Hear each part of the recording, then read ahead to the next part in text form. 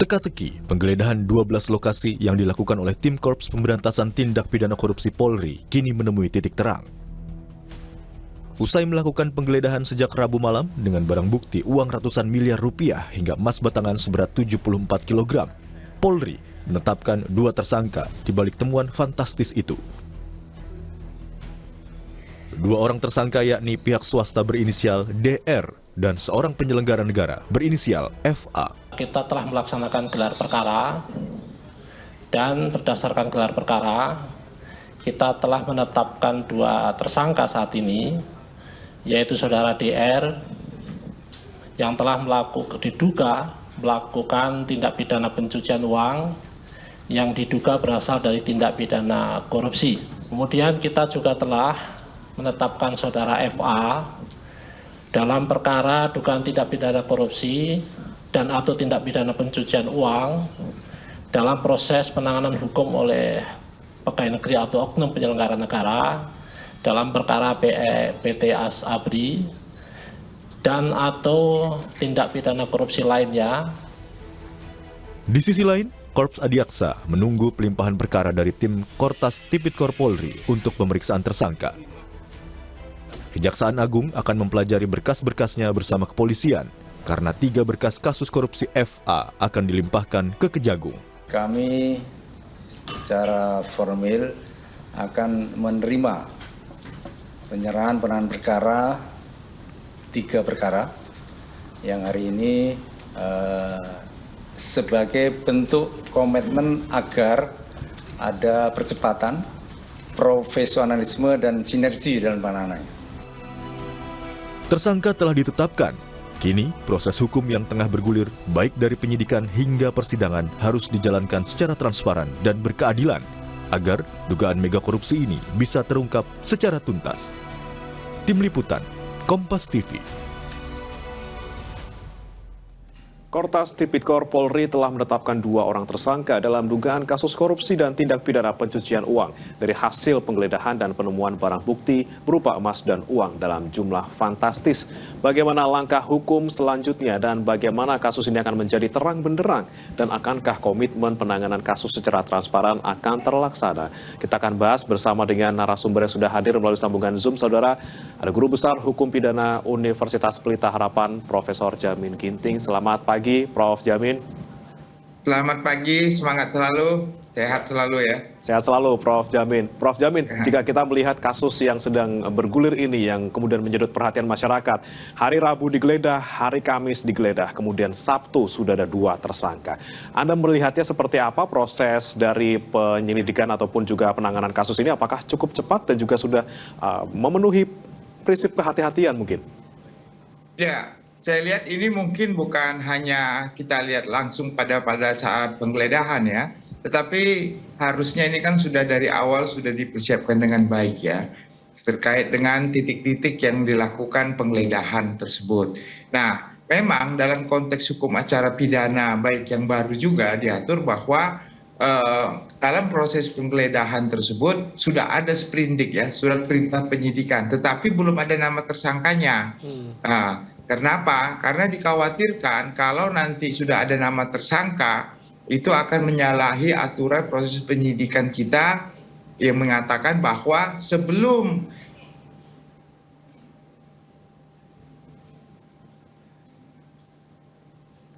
Ya, Prof. Selamat pagi, Prof. Baik, kami masih akan coba perbaiki, saudara, problem koneksi bersama dengan Profesor Jamin Ginting. Kita masih membahas terkait dengan pelimpahan kasus yang sedang disidik oleh tim gabungan Polri dan juga Polda Metro Jaya yang kemudian sudah dilimpahkan ke Kejaksaan Agung mulai kemarin. Di mana juga di saat bersamaan sudah ditetapkan 2 tersangka, yakni 1 tersangka yang merupakan pihak swasta berinisial DR dan tersangka lainnya yang berinisial FA sebagai penyelenggara negara. Dan jika kita ulas kembali ke belakang, saudara, penetapan tersangka ini dilakukan di hari Sabtu.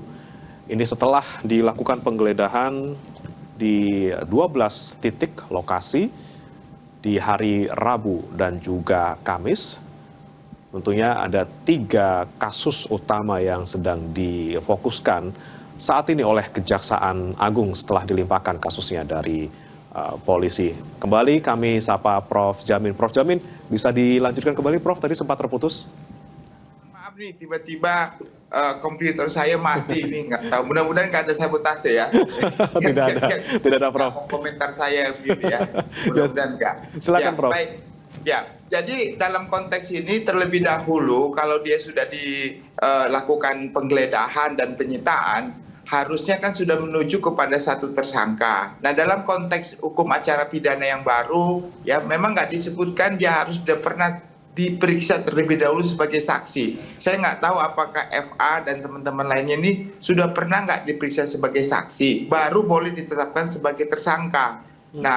Nah, kalau nanti dia langsung ditetapkan sebagai tersangka, belum pernah diperiksa sebagai saksi, itu menyalahi aturan putusan MK 21 dan pasal 91 ya Undang-Undang KUHP 2025 yang mengatakan tidak boleh azas praduga bersalah. Nah, ini prosedur ini yang harus sangat hati-hati dicermati oleh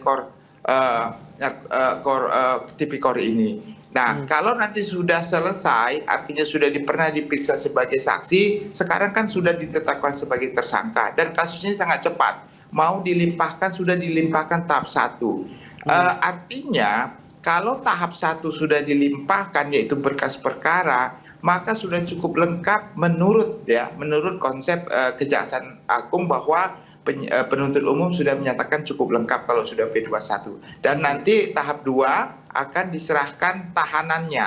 Nah, tahanan ini kebetulan saya tidak tahu persis apakah dua tersangka ini ditahan, maka akan diserah terimakan kepada jaksa penuntut umum untuk dilanjutkan penahanannya. Nah, kalau memang benar-benar ditahan, tapi kalau tidak ditahan artinya tidak perlu lagi ditindaklanjutin begitu penahanannya. Kalau ini inisiatif daripada jaksa penuntut umum begitu. Baik, ini kan kasus sudah ada di kejaksaan gitu, Prof. Jamin, tapi disebutkan bahwa FA ini baru akan diperiksa menjadi saksi seperti itu. Nah, kalau prosesnya seperti ini, apakah kemudian status tersangka dari FA ini kemudian nanti bisa mungkin digugurkan atau seperti itu? Tidak boleh ya, tidak boleh seseorang ditetapkan sebagai tersangka kalau dia belum pernah diperiksa sebagai saksi. Nah, saya ilustrasikan begini, boleh nggak penangkapan dan boleh nggak penyitaan dan penggeledahan itu dilakukan? Boleh, tetapi belum ada tersangkanya karena harus diperiksa dulu sebagai saksi kecuali tertangkap tangan. Dan ini kan bukan OTT ya, bukan operasi tangkap tangan. Jadi seharusnya setelah mereka melakukan penggeledahan dan penyitaan terhadap barang-barang milik yang tidak diketahui siapa pemiliknya, maka dipanggillah FA ini sebagai saksi diperiksa. Setelah diperiksa ternyata ada kaitan antara barang yang disita dengan pelayanan sebagai pelaku. Contohnya anggaplah pelaku suap ya atau gratifikasi. Maka dia ditetapkan sebagai tersangka, tetapi sudah pernah diperiksa sebagai saksi terlebih dahulu. Nah, setelah itu baru boleh diperiksa, ditahan, dan langsung ditetapkan sebagai tersangka dan dilimpahkan perkaranya kalau memang sudah cukup ya untuk pelimpahannya. Jadi prosedur itu harus dilalui oleh penyidik di Mabes Polri begitu. Kalau enggak itu akan cacat hukum akhirnya nantinya. Oke, baik. Nah, ini yang menarik kemudian sudah ada 2 tersangka FA dan juga DR. Yang ditahan DR, kemudian yang belum ditahan ini adalah FA. Salah satu alasan dari Jampitsus yang baru, PLT Jampitsus bilang bahwa belum ditahan FA karena belum diperiksa gitu. Prof. Jamin, berarti sekarang yang dilakukan oleh kejaksaan ini adalah istilahnya melanjutkan saja penyidikan yang dilakukan oleh kepolisian, bukan dalam artian ini akan lanjut dulu ke tahap penuntutan berikutnya seperti itu. Iya, benar. Jadi kalau dia belum pernah, FA ini belum pernah diperiksa sebagai saksi, maka dia bukan tersangka. Itu dulu ya. Jadi kalau bukan tersangka, tidak mungkin berkas perkaranya P21 atau dilimpahkan tahap 1 ya nggak mungkin. Karena yang bisa dilimpahkan ke kejaksaan itu adalah perkara yang sudah ada tersangkanya, ya. Kecuali FA ini belum sudah jadi tersangka begitu. Jadi kalau sampai penyidik Mabes Polri bekerja sama dengan penyidik KPK, itu berarti masih dalam status antara penyidikan sebagai saksi. Tapi kalau sudah ditetapkan sebagai tersangka, bisa juga sebagai tersangka baru boleh nanti dilimpahkan. Jadi kalau keterangan dari kejaksaan menyatakan belum pernah diperiksa, berarti ketentuannya ada dua kemungkinan. Apakah belum pernah diperiksa sebagai saksi atau belum pernah diperiksa sebagai tersangka. Tapi di media juga kita belum pernah lihat ini ada panggilan kepada FA untuk diperiksa ya di Mabes Polri ya. Jadi saya kira belum pernah, saya yakin juga belum pernah diperiksa. Jadi berbahaya sekali kalau sampai belum pernah diperiksa sebagai saksi begitu. Oke, baik. Nah, dengan adanya dua tersangka ini, Prof. Jamin, FA dan juga DR, ini apakah kemudian mereka bisa dikatakan adalah tersangka utamanya? Dan apakah mungkin kita akan melihat lagi sosok-sosok lain yang ternyata perannya lebih besar dari mereka? Saya kira kalau memang benar ya FA ini adalah penerima suap terkait dengan perkara yang ditangani yang cukup besar ya, beberapa perkara, tentu semua perusahaan-perusahaan tersebut ataupun pejabat-pejabat perusahaan tersebut akan terlibat sebagai pemberi. Jadi ada dua kemungkinan klasternya ini. Apakah mereka ini sebagai pemberi suap untuk menyalahgunakan kewenangannya, atau ini bagian dari tindak pidana pemerasan, ya, pemerasan terhadap para pengusaha. Jadi kalau pemerasan, konteksnya pengusaha ini adalah korban dari pemerasan. Tapi kalau konteksnya adalah suap menyuap, maka pengusaha-pengusaha itu adalah bagian pemberi dan FA ini adalah bagian penerima darinya. Nah, tentu tidak hanya dia sendiri menurut saya, bisa jadi penerima ini lebih dari satu orang penegak hukum, bisa lebih, bisa bawahannya, bisa atasannya, atau bisa siapa saja di lingkaran dia begitu. Oke, baik, Prof. Jamin, saya kembali lagi ke status tersangka dari FA yang memang dari Jampitsus bilang belum pernah diperiksa, even sebagai saksi belum pernah diperiksa. Nah, ketika sudah dijadikan tersangka oleh polisi, apakah polisi bisa menetapkan tersangka walaupun belum diperiksa sebagai saksi hanya dengan melihat alat bukti saja yang sudah ditemukan? Jadi ada beberapa putusan yang diajukan dalam proses pra-peradilan. Nah, ini objek pra-peradilan kan sering terjadi. Jadi rata-rata objek pra-peradilan itu ada yang dikabulkan, tetapi ada juga ditolak perihal karena waktu ditetapkan sebagai tersangka, dia belum pernah diperiksa sebagai saksi. Dan itu memang sudah diatur dalam putusan MK 21 tahun 2015 ya, yang diputus tahun 2014. Dan juga itu melanggar asas ya, azas untuk membela diri sebelum dia ditetapkan sebagai tersangka. Jadi Undang-Undang Dasar 45 kan menyatakan orang bebas dan membela dirinya di hadapan hukum, pasal 28, dan kemerdekaan yang persamaan di hadapan hukum. Jadi orang nggak boleh dinyatakan sebagai tersangka tanpa diketahui atau dia memiliki hak untuk mengetahui apa yang menjadi alasan dan dasar jadi tersangka. Jadi dia punya hak untuk pembelaan. Dan di KUHP yang baru di pasal 2, pasal 91 menyatakan penyidik dalam menetapkan tersangka tidak boleh menggunakan azas praduga bersalah. Nah itu jadi itu sangat erat kaitannya dengan hak-hak orang tersebut untuk diperiksa terlebih dahulu sebagai saksi begitu. Jadi ada kesalahan besar kalau saudara FA ini belum pernah diperiksa sebagai saksi lalu ditetapkan sebagai tersangka. Dan ini objek pra-peradilan. Bisa-bisa nanti dibatalkan penetapan tersangkanya. Oke, bisa jadi FA ini kemudian mengajukan pra-peradilan untuk membatalkan status tersangkanya gitu, Pak.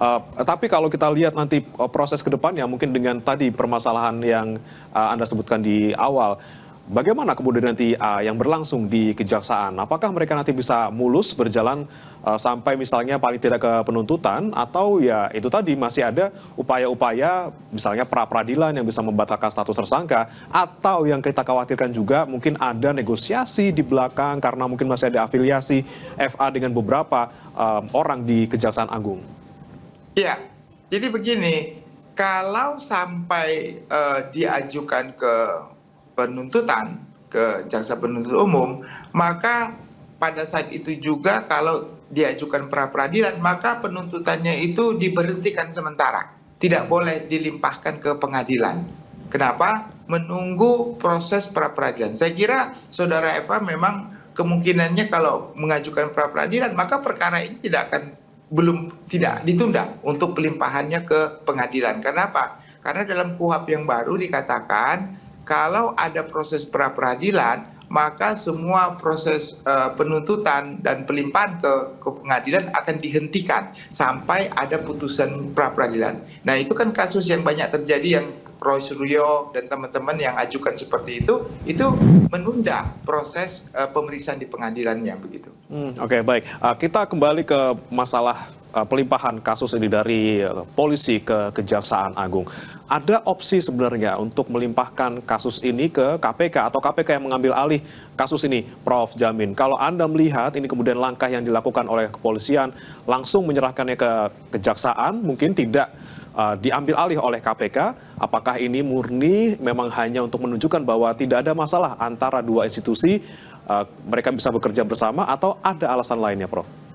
Ya, yang perlu kita perhatikan, status pelimpahan ini ataukah sebagai proses kerjasama di bidang penyidikan atau dalam hal penuntutan. Karena kan ada 3 institusi, ada Mabes Polri, ada KPK, dan ada Kejaksaan yang punya kewenangan yang sama ya dalam konteks penyidikan tipikor. Mereka status penyidik itu.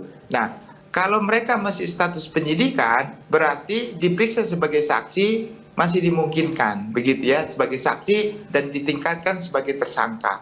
Tetapi kalau dia konteksnya sudah dilimpahkan P21, artinya sudah ada tahap 1 dan tahap 2, itu prosesnya penuntutan. Nah, penuntutan itu hanya ada di KPK dan juga di Kejaksaan, tidak ada di kepolisian. Nah, sekarang berita yang kita dengar adalah peningkatan status ke penuntutan di Kejaksaan, berarti bukan KPK. Nah, kalau peningkatan status di Kejaksaan, pastilah dia sudah menjadi tersangka. Tetapi kalau statement daripada Kejaksaan menyatakan belum pernah diperiksa, itu kan kontradiktif ya.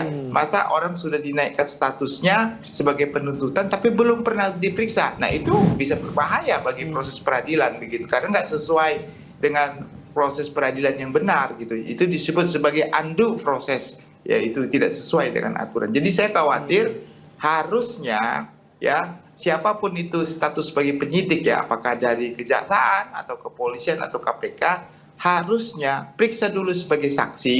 Setelah diperiksa sebagai saksi, ditingkatkan status sebagai tersangka. Setelah jadi tersangka, baru diperiksa atau sudah berkasnya lengkap, dilimpahkanlah ke Kejaksaan. Itu prosedur yang harus ditaati. Ya, siapapun itu tersangkanya, tanpa melihat dia statusnya pada saat ini sebagai public interest atau tidak, itu harus dilaksanakan. Oke, nah ini celah yang besar gitu ya, Prof, ya, dalam penanganan kasus ini. Tapi jika memang ini kan sudah dilanjutkan di Kejaksaan gitu, dan tadi yang sempat saya sebutkan sebelumnya, kemudian ada upaya pra-peradilan, kemudian gelar tersangka ini dibatalkan seperti itu. Berarti harus mulai dari awal lagi dong, Prof. Misalnya dari polisi lagi dulu, atau mungkin bisa langsung saja di Kejaksaan tapi mulai dari awal lagi prosesnya, atau mungkin KPK gitu.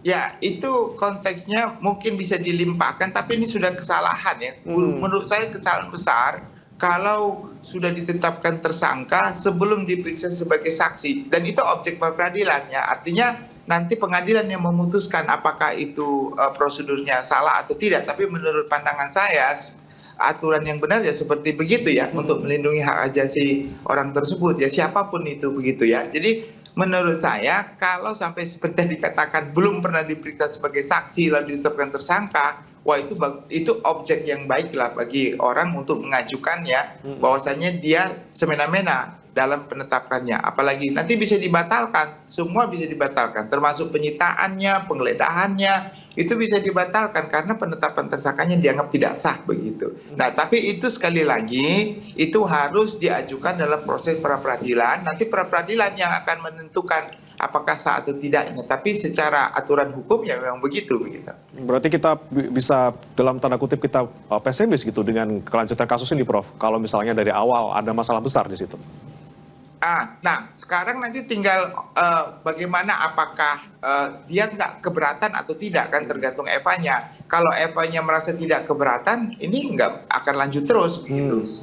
tergantung kuasa hukum yang ditunjuk siapa begitu. Nah kalau nanti kuasa hukumnya dan FA-nya merasa oh ini sewenang-wenang ya dalam penggeledahannya, sewenang-wenang dalam penetapan tersangka tanpa diperiksa terlebih dahulu sebagai saksi, nah itu akan berbahaya ya bagi prosedurnya. Tapi kalau dia bilang oh kami tidak perlu melakukan itu demi bangsa dan negara dan segala macamnya, jadi itu bisa berlanjut, jadi nggak ada masalah untuk penuntutannya. Begitu. Baik, let's say kasusnya adalah sekarang FA-nya tidak keberatan, lanjut terus kasusnya, tunjuk kuasa hukum, ikuti proses hukumnya. Tapi yang kemudian menjadi ganjalan adalah ketika di dalam kejaksaan ini kemudian ada yang mungkin masih berafiliasi dengan FA ini, yang mungkin bisa membuat penyidikan menjadi tidak profesional ataupun tidak objektif seperti itu, Prof.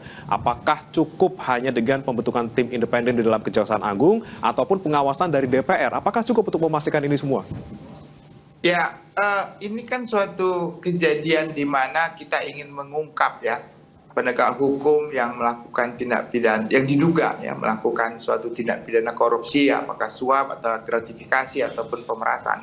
Nah, ini kan ada ungkapan yang lebih besar. Nah, jadi perusahaan ini juga harus diperiksa semua begitu. Apakah jadi kan tidak bisa kalau dia suap artinya kan pelakunya nggak bisa 1, 2 begitu ya, pemberi dan penerima. Kecuali pasalnya adalah pemerasan, berarti yang diperas itu korban, yang memeras adalah pelaku. Nah jadi dalam konteks ini timnya ini harus lebih fokus terkait dengan perusahaan-perusahaannya dan orang-orang di sekitarnya, begitu, di sekitar daripada penerima suap atau pemerasan ini. Jadi itu yang menjadi masalah. Sementara yang akan diselidiki adalah di kejaksaan. Kalau timnya di kejaksaan, apakah ini nggak konflik of interest begitu? Sehingga perlu tim independen seperti akademisi, ya, tokoh masyarakat, dan juga orang-orang yang harusnya ditunjuk ya untuk bisa lebih independen. Sayangnya, ini sayangnya ya, mereka kurang percaya terhadap akademisi dan tokoh masyarakat sebagai penyidik independen. Padahal itu di luar negeri sudah hal biasa begitu ya. Ada penyidik independen yang mendampingi penyidik Polri, kejaksaan untuk bisa menunjukkan kepada masyarakat ternyata apa yang dilakukan itu bukan istilahnya konflik of interest ya dalam bahasa jeruk makan jeruk begitu ya, nggak mungkin begitu. Nah jadi hal ini yang perlu tim independen untuk menilai karena ini kasus besar ya yang melibatkan beberapa pengusaha-pengusaha yang sangat berpengaruh terhadap SDA sumber daya alam kita. Jadi menurut saya sudah sepantasnya tim independen. Apalagi kemarin dalam konferensi saya lihat ada Komisi 3 di situ ya yang menengahi dalam tanda petik ya dalam konteks ini. Jadi saya kira nggak salahnya Komisi 3 juga memerintahkan Jaksa Agung untuk membentuk tim independen sebagai private investigation atau penyidik swasta atau apapun istilahnya yang digunakan untuk menetralisir paradigma dari masyarakat yang menganggap ini nanti berbahaya seperti konflik of interest begitu. Oke, baik. Ini yang kita nantikan, Prof. Semoga dengan adanya tadi penunjukan, misalnya DPR membentuk panja khusus, kemudian Kejaksaan Agung juga didorong oleh DPR untuk membentuk tim independen, ini ya bisa memastikan bagaimana kelanjutan perkara ini juga bisa berjalan dengan profesional. Dan tadi masalah besar yang di awal, kita tidak tahu nanti apa yang kemudian diambil langkahnya oleh kedua tersangka, namun yang kita harapkan semuanya bisa menjadi terang benderang, 3 kasus ini bisa terungkap semuanya, tersangkanya semuanya ataupun yang terlibat bisa kemudian ditangkap dan juga diadili, dan kerugian juga bisa dikembalikan gitu ya, Prof. Ya, terima kasih Prof. Jamin Ginting, Guru Besar Hukum Pidana UPH sudah bergabung di Sapa Indonesia Pagi. Selamat pagi, Prof. Sehat selalu. Pagi, sehat selalu. Saudara jangan beranjak, kami akan kembali dengan informasi lainnya. Salah satunya, Inggris melaju ke semifinal Pesta Bola Dunia 2026